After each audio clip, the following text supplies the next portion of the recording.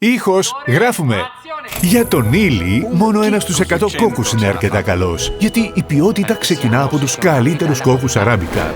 Με 450 δοκιμές καφέ την ημέρα, διασφαλίζεται η σταθερή ποιότητα και η μοναδική γεύση ήλι σε κάθε φλιτζάνι. Όλοι έχουν ένα καλό προφίλ. Ο ήλι έχει 3, γιατί έχει 3 αρωματικά προφίλ. Κλάσικο, Intenso, Forte. Ο καφές ήλι αποδίδει καλύτερα λόγω της συσκευασίας υποπίεση.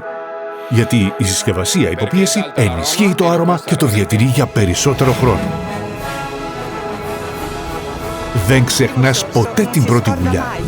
Γιατί είναι μοναδική, όπως ο ήλι. Κατ! Μπράβο σε όλους!